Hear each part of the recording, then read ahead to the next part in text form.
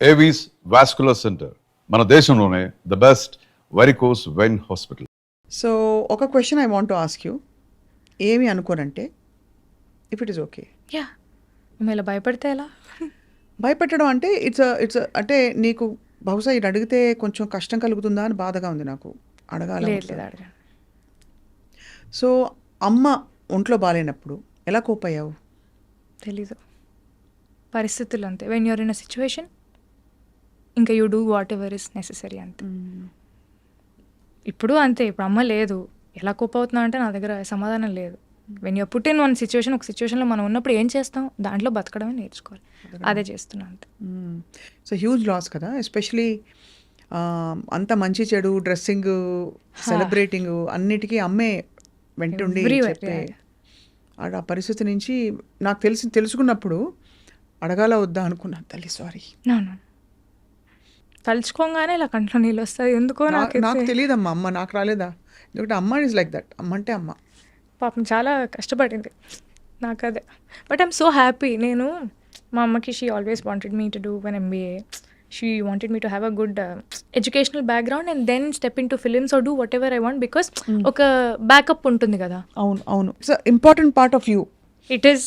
అందుకనే అమ్మ, ఎందుకంటే ఇది నేను బాగా 1-2 సార్లు ఆలోచించి నాకు తెలిసాక ఐ సెడ్ డెఫినెట్గా నువ్వు ఇంత బోల్డ్గా కోపై చెప్తున్నావు అంటే డెఫినెట్లీ లేదు.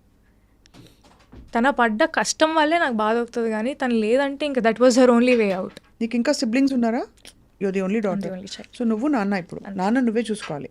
సో బేసికలీ నేను నాన్న ఏమనుకున్నామంటే, నువ్వు నన్ను చూసుకోకు, నేను చూసుకోను, నువ్వు చూసుకొని నన్ను నేను చూసుకుంటా. That is the best thing that we're doing for each other.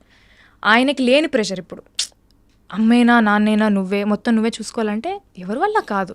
ఇప్పుడు ఆయన కూడా he's coping with a loss. ఇప్పుడు అట్ ద సేమ్ టైం నేను ఇంకా పిల్లనే కదా, ఆయనకి హీస్ 60, ఐఎమ్ జస్ట్ 25.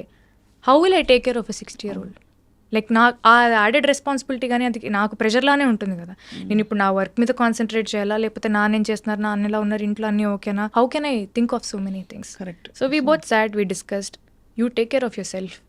నీకెవరు చెప్పాల్సిన అవసరం లేదు, నాకెవరు చెప్పాల్సిన అవసరం లేదు. The best help that we're doing for each other is you take care of yourself, I'll take care of myself. Then we both will be good. Fine. Yeah, that's what we discussed. ఈ success చూసి dad must be very proud. Very proud. Mom also saw. అమ్మ చూసారా? Writer Padmabhushan వరకు ఉన్నారు. Yeah, ఫెబ్లో writer Padmabhushan release అయింది, మేలో she passed away last year. ఎలా ప్రెసిపిటేట్ అయిందమ్మా హెల్త్? అంటే I know she was battling an illness. Yeah, it was out of nowhere cancer. తెలియడమే లాస్ట్ స్టేజ్లో తెలిసింది. There is nothing that we could do. And సడన్గా అది బ్రెయిన్ స్ప్రెడ్ అయింది and within 12 days. Yeah, అంటే we didn't see that coming. నాకు ఒక surgery అయింది, లిగమెంట్ టైర్ అని మీకు చెప్పాను కదా, స్కూల్ ఇంజరీ. అది అగ్రివేట్ అయ్యి 10 years తర్వాత నాకు ఇప్పుడు ఎఫెక్ట్ చూపించింది. So I underwent a small ligament surgery in my left knee. So she was there, she was taking care of me very well. నన్ను ఎత్తేది లిటరలీ. 2-3 months తర్వాత అమ్మకు ఒక చిన్న సర్జరీ అయింది. షీ హ్యాడ్ అ గాల్ బ్లాడర్లో ఆ స్టోన్ ఉంది. That is a very small procedure అండి. If you get rid of it she'll be fine. అది కూడా అయిపోయింది. అది అయిన few monthsకి ఇంకా she had some issues, stomach related, gastric related issues ఉన్నాయి. ఏమైంది, ఎందుకేంది, సర్జరీ అయిపోయి 2 నెలలు అవుతుంది కదా, ఎందుకు, why is it not like తగ్గట్లేదు ఎందుకు అని వెళ్ళి maybe post surgery whatever ఉండొచ్చు, రిపర్కషన్స్ ఉండొచ్చు అనుకున్నాము. But when we got it check they told it's cancer stage 4, stomach cancer. Shock కదా. నెవర్ సా ఇట్ కమింగ్ అక్క, నెవర్ సా ఇట్ కమింగ్. అంతకు ముందు కూడా ఏదో ఎంఆర్ఐ ఏదో సిటీ స్కాన్ ఏదో చేశారు, దాంట్లో ఏదో జస్ట్ లంప్ లాగా ఉందండి, నథింగ్ క్యాన్సరస్ అన్నారు. When they said nothing cancerous, నా మైండ్లో ఫిక్స్ అయిపోయింది, అమ్మాయ క్యాన్సర్ అయితే కాదురా భగవంతుడు అని చెప్పి నేను daddy we kind celebrated also, whatever lump whatever you can get rid of it అని. When they did the PET scan it was spread everywhere and they told it's cancer. So it was already నా మైండ్లో feed అయిపోయింది cancer కాదు అని. Cancer కాదు అనే స్పేస్లో నేను ఉన్నప్పుడు సడన్గా స్టేజ్ 4 మన చేయి దాటిపోయిందంటే ఐ కుడెంట్ టేక్ ఇట్. కష్టం తల్లి. బట్ ఎంత బోల్డ్గా నువ్వు కోపపై దీన్ని ఎంబ్రేస్ చేసి తెలీదు మరి తన బ్లెస్సింగ్స్ ఇవన్నీ మీతో కూర్చొని మాట్లాడడం కానీ, నేను చేసిన సినిమాలు కానీ, వాట్ ఎవర్ స్టార్టెడ్ హ్యాపెనింగ్ నాకు లాస్ట్ ఇయర్లోనే అయింది. అమ్మది May 14 అయింది, జూన్లో ఐ సైన్ మ్యాడ్, జూన్లో ఐ సైన్ లవర్, జూలై నుంచి ఐ వాజ్ షూటింగ్. నాకు అర్థం కాలేదు, ఆపర్చునిటీస్ గౌరీ ఒకటేసారి వస్తాయి, నువ్వు నేను భయపడుతూ నేను బయటికి వెళ్ళలేను, నేను యాక్టింగ్ చేయలేను, నాకు భయం వేస్తుంది, నా జీవితం ఏంటి అని ఆలోచించుకుంటూ కూర్చుంటే ఇక్కడే ఆగిపోతుంది. అండ్ నువ్వు ఆలోచించుకుని ఆగితే అక్కడ ఏమి జరిగేది ఏమి ఉండదు కదా. ఏం లేదు, పోనీ ఒక వ్యక్తి అంటే మనిషికి భయం వేసేది అక్క, బయటికి అడుగేసే ధైర్యం లేదు నాకు. చాలా వీక్ అయిపోయాను mentally, physically. I lost weight. నాకు ఫిజికలీ కూడా ఎఫెక్ట్ అయింది అది. మోడర్న్ లవ్లో మీరు అలా లడ్డులాగా ఉన్నాం కదా, I became like half my weight పని చేస్తూ ఆర్ వాట్ ఎవర్. అది మెంటలీ ఫిజికలీ ఆ ఎఫెక్ట్ ఉండడం వల్ల చాలా వెయిట్ తగ్గిపోయాను నేను. ఇలా కాదు, ఆపర్చునిటీస్ వచ్చాయి, just go and do it అని చెప్పి. మ్యాడ్ ఏమో it's such a fun film. Lover is సచ్చువలీ it's a very emotional and it's a very intense film. నాకు మైండ్లో ఒక ట్రామా నడుస్తుంది. నాకు ఆ మూడు ఎలా అలైన్ చేసుకున్నానో ఏం చేశానో నాకైతే తెలియదు. It's all Vasundhara. నా చేతిలో ఏం లేదు. ఎవరు నీకు ఇష్టదైవం ఎవరన్నా ఉన్నారా? చాలామంది ఉన్నారు నాకు. నేనైతే నమ్ముతాను, బట్ మా ఇంటి దేవుడు వెంకటేశ్వర స్వామి. సో వెంకటేశ్వర స్వామి, సాయిబాబా నేను నమ్ముతాను. ఎంత కష్టం నుంచి బయటకు వచ్చి బ్యూటిఫుల్గా ఇండిపెండెంట్గా, కానీ ఒకటి తప్పకుండా అనక మానలేను, ఇంత ఇండిపెండెంట్ థింకింగ్ అమ్మాయిని ఇండస్ట్రీ అర్థం చేసుకుంటుందా? అంటే because you have your own thoughts, you speak so well, ఇంత కాన్ఫిడెంట్గా ఉన్నావు. బహుశా ఐ డోంట్ నో నువ్వు ఎంత ఇంటర్ఫియర్ అవుతావు, ఇది ఎందుకు సార్ ఇలాగా, ఎందుకు సార్ అలా అడుగుతుంటావా? సినిమాలో అంటున్నారా? సినిమాలో నాకు డెఫినెట్ ఐఎమ్ వెరీ ఇంక్విజిటివ్. ఏదున్నా కూడా నేను ఖచ్చితంగా క్వశ్చన్స్ అయితే అడుగుతాను. ఇది ఎందుకు ఇలా ఉంది, అది ఎందుకు ఇలా ఉంది. ఆఫెన్స్ తీసుకుంటారు కదా, అందుకే అడిగే విధానంలో అడుగుతాను. అంటే ఒక జెన్యూన్ డౌట్, మన సినిమా బెటర్మెంట్ గురించే నాకు ఏదైనా డౌట్ వచ్చినప్పుడు, నాకు ఇంతవరకు నేను పనిచేసిన వాళ్ళందరూ they were very kind enough to explain. Especially Tamil అయితే ఇంకా భాష కూడా రాదు కాబట్టి నేను స్పైరల్ బై నేను బుక్ ఇలా పెట్టుకొని ప్రతి దానికి పక్కన అర్థం రాసుకొని ఈ ఎమోషన్ ఇలా ఇవ్వమంటున్నారని చెప్పి I to ask all the questions అని వాళ్ళు చెప్పినన్ని నేను నోట్ చేసుకున్నాను.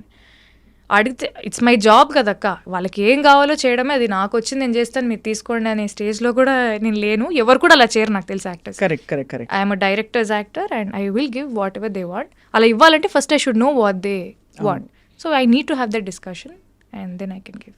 ఈ మిగతా మీ ఫ్రెండ్స్ అందరూ చూసి నీ సక్సెస్ అండ్ ఎస్పెషల్లీ కొత్త ఇండస్ట్రీకి వెళ్ళిపోయి కొత్త భాష నేర్చుకుని అక్కడ you're now celebrated as a heroine, how do they make so fun, like చాలా ఫన్ చేస్తారు. అంటే ఏంటి, I keep posting stories at that I'm in Chennai, I'm having filter coffee, Kapaleeshwaran గుడికి వెళ్ళాను, అది దాన్ని పెడుతుంటే తమిళ అమ్మాయి అయిపోయావే అంతే. నాకు మామూలు ఫ్యాన్స్ కూడా, పీపుల్ లైక్ ఫాలోవర్స్ అందరు కూడా దే కీప్ సెండింగ్ మెసేజెస్. ఏంటండి మీరు తమిళ అమ్మాయి అయిపోయారు, తెలుగుకి రారా, తెలుగులో సినిమాలు చేయరా, చెన్నైలో సెటిల్ అయిపోయారా, చెన్నైకి వెళ్ళిపోయారా, హైదరాబాద్లో లేరా? లేదండి వస్తున్నారు. So everybody is very supportive, all the friends are happy. లవర్లో అక్కడ స్క్రీనింగ్ తమిళనాడులో కూడా అయినప్పుడు all of them from Hyderabad they came for the premiere. అంటే నాకంటూ ఒక సైన్యం ఉంది, నా బలగం. So they came. డాడ్ కూడా చాలా very happy, very happy seeing everything. ఈ వ్యావహారిక విషయాలు ఉంటాయి కదా, రెమ్యూనరేషన్ అడగాలి. ఇప్పుడు నేను సపోజ్ ఒక ఫస్ట్ సినిమా చేసినప్పుడు ఏం అడగరు ఎవరు, రెండో సినిమా మూడో సినిమాకి you know that your sought after, కొంచెం ఐఎమ్ ఆల్సో హీరోయిన్ అని ఒక ఫీలింగ్ వస్తుంది. ఎలా డిసైడ్ చేసుకుంటావు? అంటే ఎంత అడగాలి రెమ్యూనరేషన్, అడగచ్చా అడగకూడదా, డిమాండ్ చేయొచ్చా, నా టర్మ్స్ ఇవి, నాకు క్యారవాన్ ఇవ్వాలి, లేదంటే నాకు ఇలాంటి అకామిడేషన్ ఇవ్వాలి, ఇలాంటివి అడుగుతావా? Or you're very easy going? I'm a little easy going అక్క. అంటే మనం అడగకుండానే వాళ్ళు ఇస్తున్నారంటే వీ డిజర్వ్ దట్ కదా. అంటే మరీ ఫస్ట్ సినిమా నుంచే నాకు అది కావాలి ఇది కావాలి. మెయిల్ అనే సినిమాకి it was we did it in very INDI style. Covid టైంలో పర్మిషన్స్ తీసుకొని ఒక 40 మంది వెళ్ళిపోయాం అంతే, జస్ట్ 30 to 40 పీపుల్ క్రూ అంతే. We were all staying in a government boys hostel. అందరూ మెన్, నేను, నా హెయిర్ స్టైలిస్ట్ ఒక అమ్మాయి ఉండేది హెల్ప్కి ఏదైనా అవుట్ఫిట్ కానీ. I was very comfortable, I had no complaints. First తింటున్నప్పుడు పురుగులు వచ్చి పడేవి, అంటే ఊరు కదా, ఎక్కడో మారుమూల లోపలికి ఊరు. I to enjoy that process. అంటే ఆ ఎక్స్పీరియన్సెస్ అన్నీ కూడా మేలో ఆ క్యారెక్టర్ లాగా నాకు ఉండడానికి అవి హెల్ప్ చేసాయి. లైక్ ఆ బాడీ లాంగ్వేజ్ కానీ, వాళ్ళు ఎలా కూర్చొని తింటారు, వాళ్ళు ఎలా నిలబడతారు, ఎలా మాట్లాడతారు. అమ్మాయిలు మామూలుగా ఇలా ఉండరు, కొంచెం they are little like easy going. Like కొంచెం ఆ బాడీ లాంగ్వేజ్లోనే తెలుస్తుంది, ఓకే తినని గెలిపితే ఇచ్చి పడేస్తుంది అన్నట్టు ఉంటారు వాళ్ళ యాటిట్యూడ్ కొంతమంది, నాకు చూపించిన వాళ్ళు. So all those things helped.